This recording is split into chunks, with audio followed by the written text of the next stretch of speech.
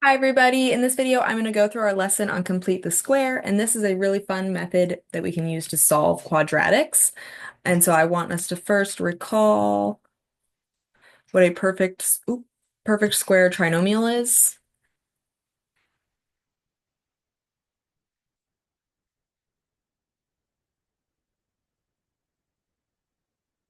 So if I have some binomial x plus 3 and that is squared, that represents taking this binomial x plus 3 and multiplying it twice. So when we do that, we can use the box method for this. And I have x plus 3 times x plus 3. And we'll fill in the boxes by multiplying. X times x is x squared, x times 3 is 3x, 3 times x is 3x, and 3 times 3 is 9. So all together, this will give me x squared plus 6x, because I have really two of these 3x terms. Notice that 3 is the square root of 9, plus 9. So this is a perfect square trinomial. We also can work the other way. If we're given a trinomial, for example, x squared minus 10x plus 25, I could factor this, and this would actually factor into x minus 5 times x minus 5. And think about if we were to redistribute that. So if I were to redistribute x minus 5 times x minus 5, right, we would get the original x squared minus 10x plus 25. So this x minus 5 times x minus 5, that is really just x minus 5 squared. So x squared minus 10x plus 25, we could also write that as the perfect square binomial, x minus 5 squared. So hopefully you can recognize some relationships here. These trinomials always are going to be in the form, and I just want to remind us, our standard form that we're usually going to start with is ax squared plus bx plus c is equal to 0. So kind of just an important thing to remember here for quadratics. So this is for quadratic equations.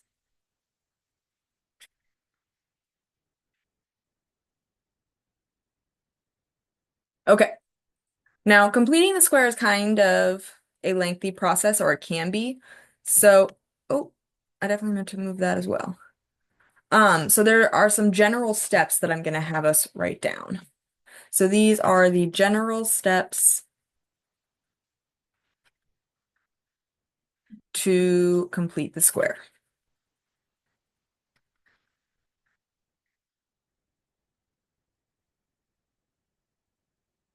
And again, you will be given some sort of quadratic equation. It may or may not be in standard form.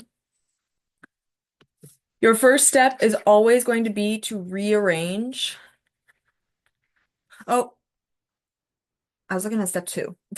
Your first step will be to divide by a leading coefficient, or divide by a if there is one. So if there is an a value, and you're really going to divide both sides of the equation by a. So I'm going to change that a little bit. Okay. Divide both sides by a if there is an a.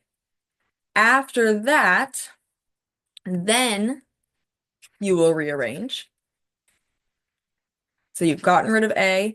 Now you're going to rearrange, and really this means move c to be alone. So get rid of the c. So you should have x squared plus bx is equal to, you've moved c, so now it's negative c. That's what you should have. C should be alone. 3. You are going to find what we call the perfect square constant.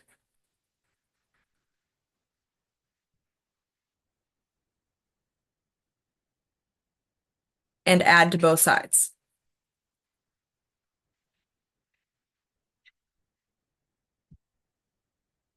And this perfect square constant can be found by taking your b value, dividing it by 2, and then squaring it.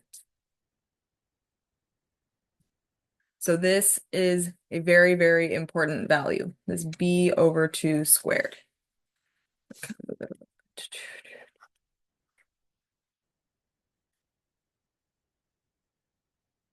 All right.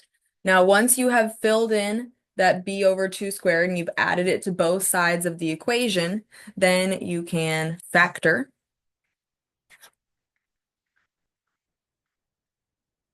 and solve using square roots.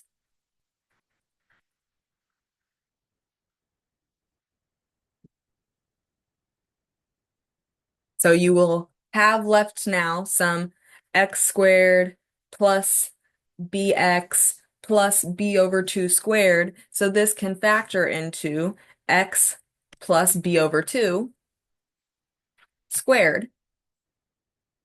And that'll be equal to some number over here. And then you can take the square root of each side.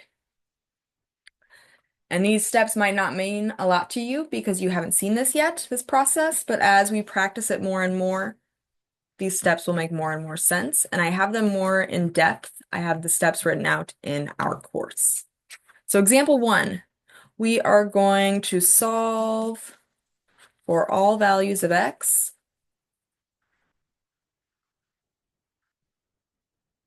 by completing the square.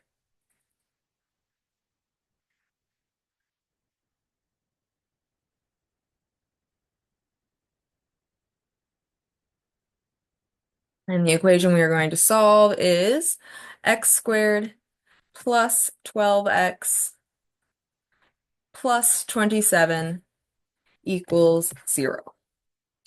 So notice here, this is like our x squared plus bx plus c. There's no a. It's equal to 0. So the first thing I really need to do here, my step 1, because remember originally it says to divide both sides by a. We don't really have that. So I get to just skip to step 2. So my first real step that I'm going to take is I'm going to rearrange. And that really means move c to other side. So I am going to start by moving this c, which is 27, over to the other side. So I have to subtract 27 from both sides.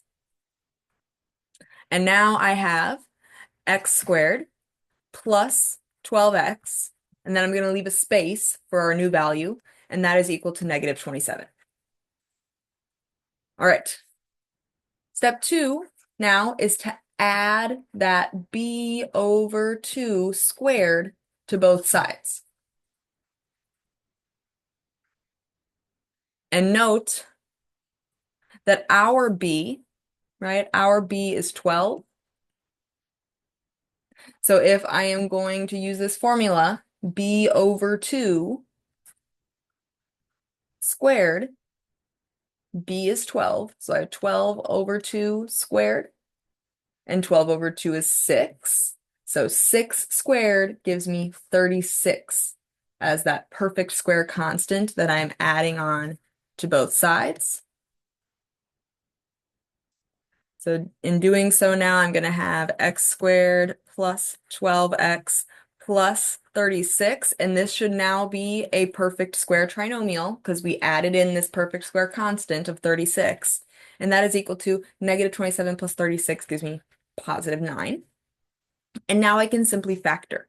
So I'm going to factor this, and the beautiful thing is when you factor it, it'll become a set of parentheses squared, and you will always use this b over 2 value.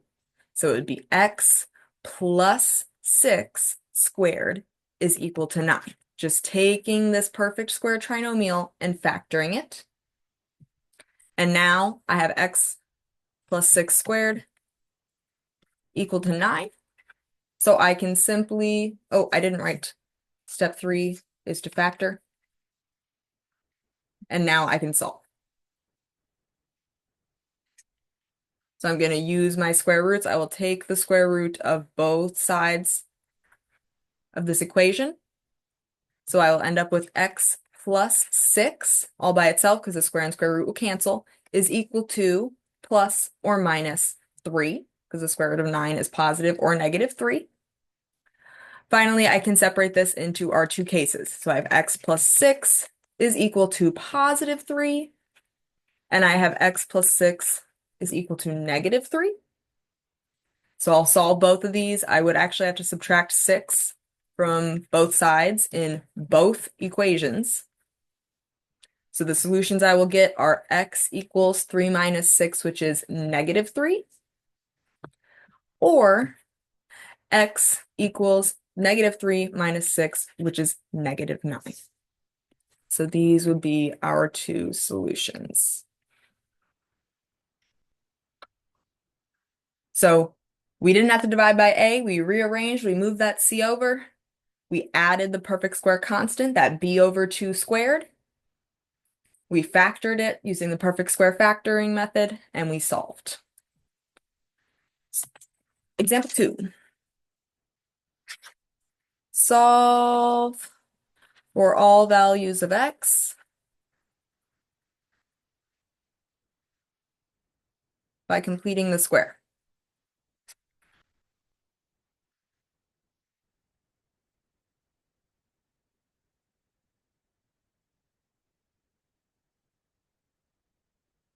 All right, the equation we're going to solve is x squared minus 15 is equal to negative 4x.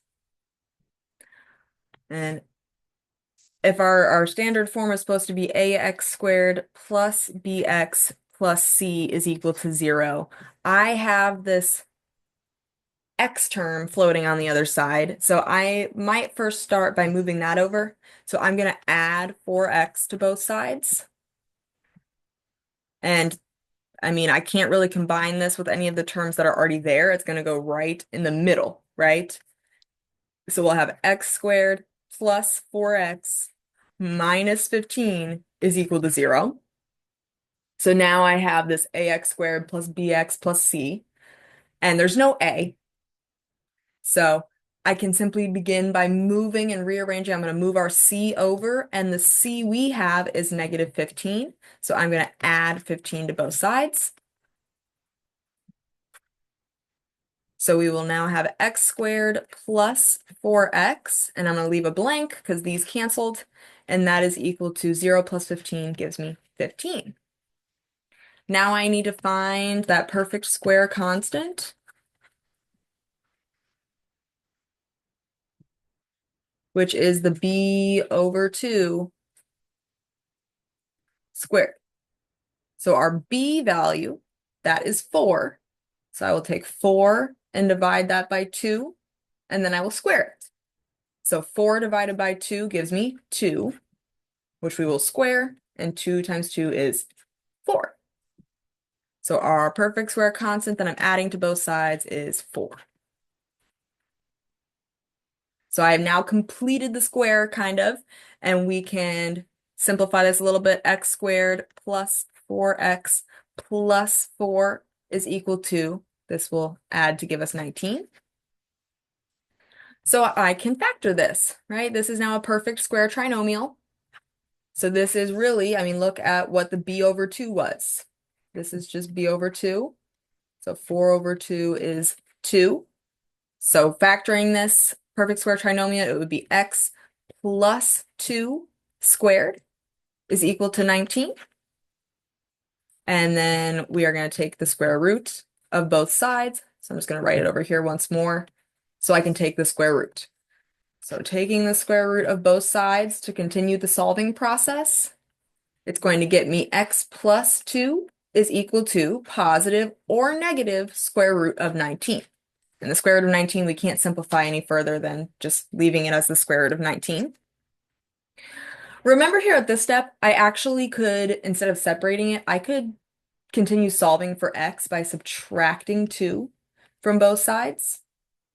So this will give me x is equal to, and then I could look at this as plus or minus the square root of 19 minus 2, or I could look at this as x is equal to negative 2 plus or minus the square root of 19.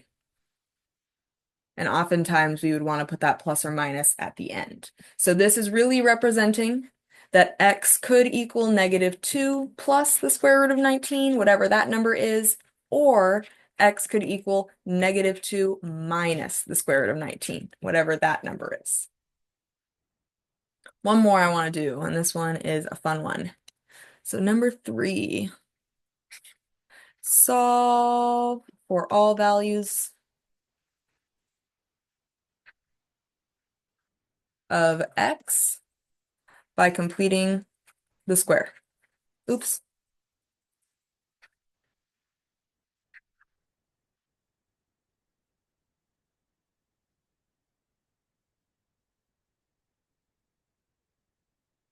And the equation we're going to solve is 4x squared minus 72x equals negative 316. Notice, again, if we're thinking about the ax squared plus bx plus c is equal to 0, I have the constant, the c, kind of over by itself, which is okay when we're thinking about completing the square because we're going to have to move c over anyways. But one issue that I notice is this 4, right? We have an a here.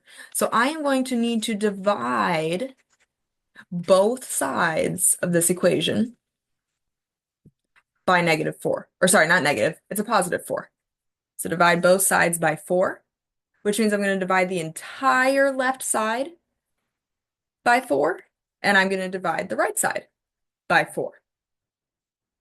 So when we do that, 4x squared divided by 4 is just going to be x squared minus 72x divided by 4. Well, 72 divided by 4 is 18, and then we just have the x. And that is equal to negative 316 divided by 4 is negative 79. So we've divided both sides by 4. Now I am set up pretty nicely to complete the square. So let me kind of give myself a space, x squared minus 18x. We're going to add in that perfect square constant, right? So let's leave a space for that and figure out what that perfect square constant might be, because we're going to have to add it on to both sides.